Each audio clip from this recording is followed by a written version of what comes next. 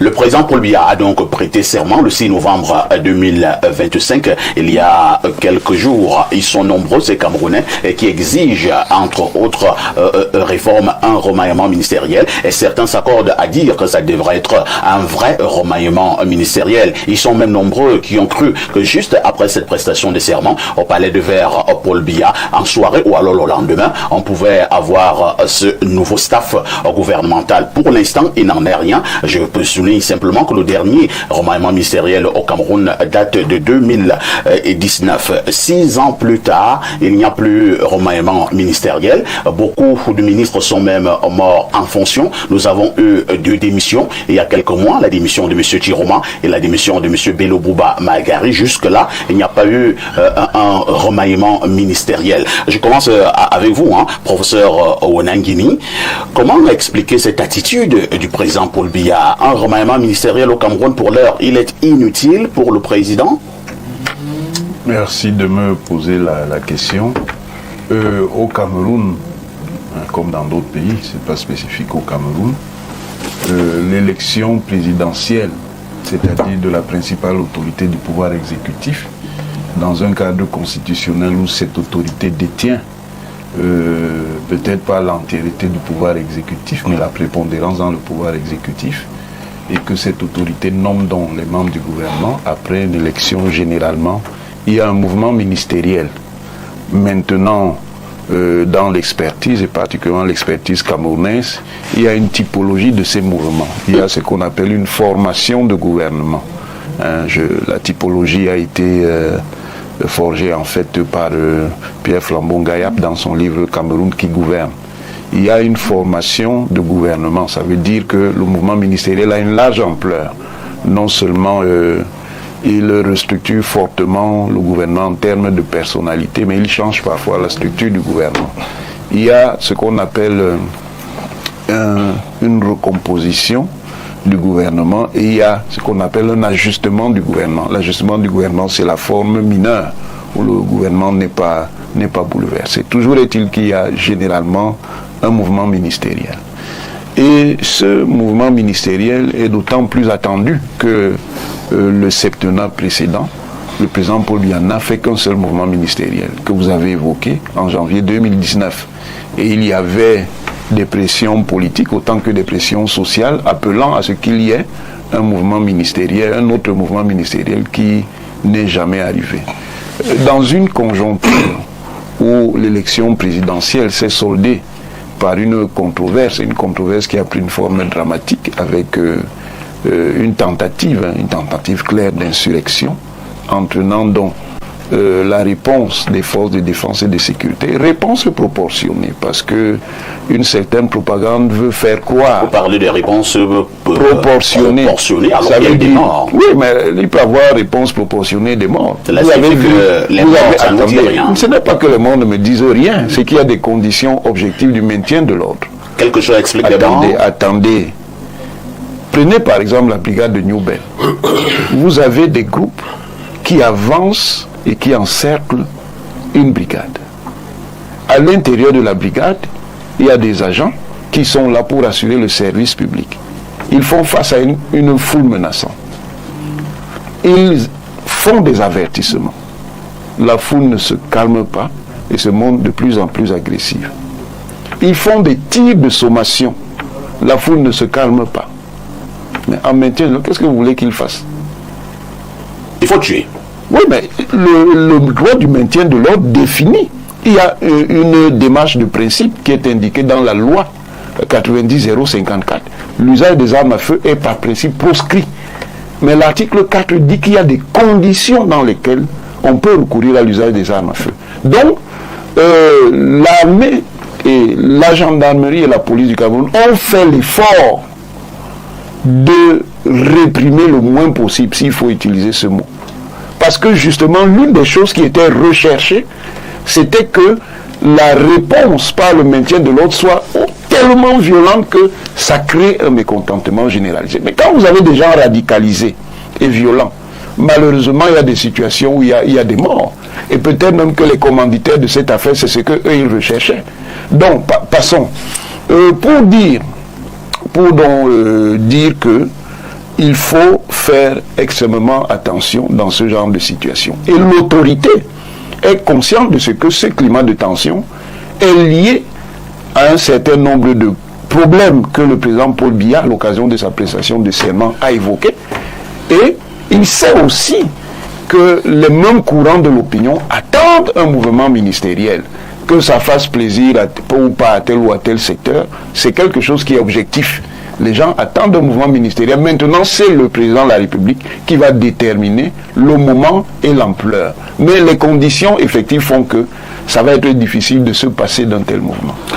Voilà, professeur Wanengui veut absolument prendre la parole et on vous donne cette parole, professeur.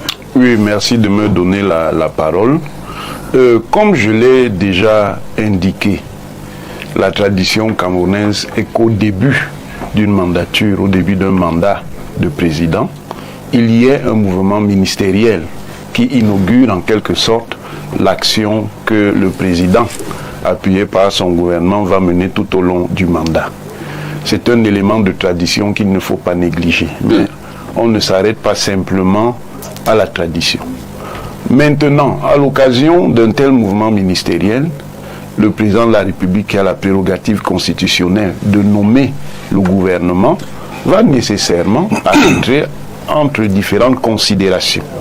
La littérature scientifique établie avec ses auteurs de référence, le professeur Augustin Conchou-Komeni, M. Pierre Flambon-Gayap, M.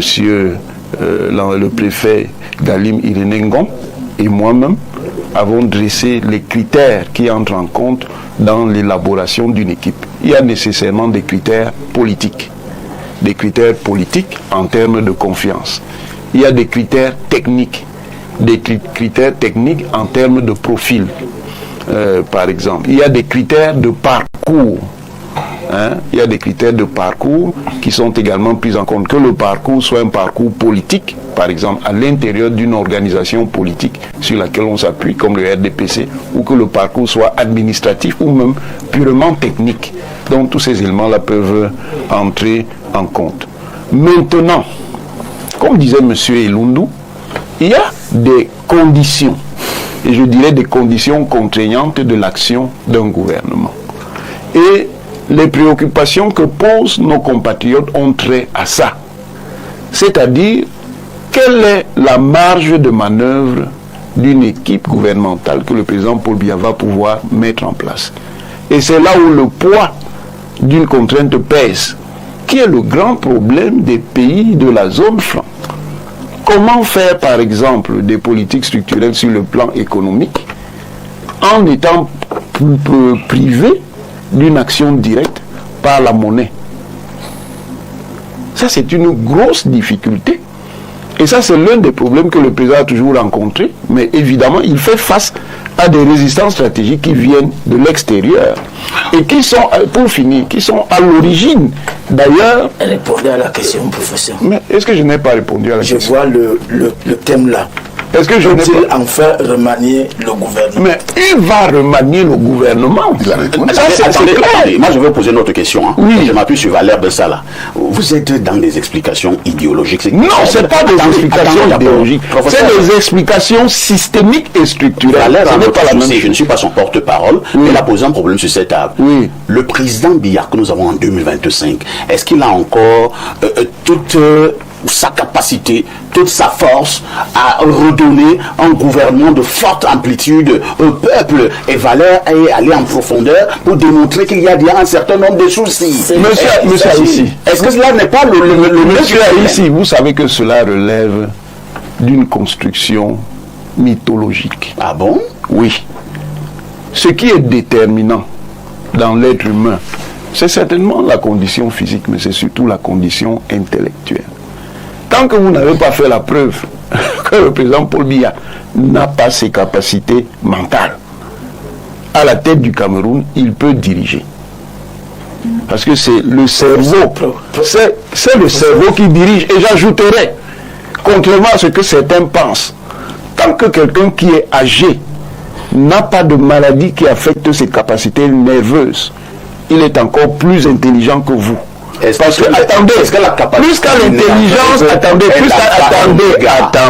plus qu'à l'intelligence constitutive, s'ajoute l'intelligence acquise de l'expérience. Le conseiller technique du président a démarré. S'ajoute. Le président a mal au pied et n'a pas mal à la tête. Même que je suis d'accord avec vous. Mais dites-nous ça en français facile. Mais je l'ai dit, moi je ne suis pas là pour le français facile. L'ampleur du gouvernement, c'est annoncé. Vous m'empêchez de parler. Parce que vous tournez autour. Non, je ne tourne autour. Capacité à pouvoir. Je dis oui. Alors que Ngongo c'est la mythologie. Il a la capacité à pouvoir sortir. Vous voyez comment vous voulez remuer le débat. Qu'il a eu le. Non, c'est pas vous. C'est pas vous, monsieur Bidou. Attendez. Mais on ne peut pas répondre à 1000 questions.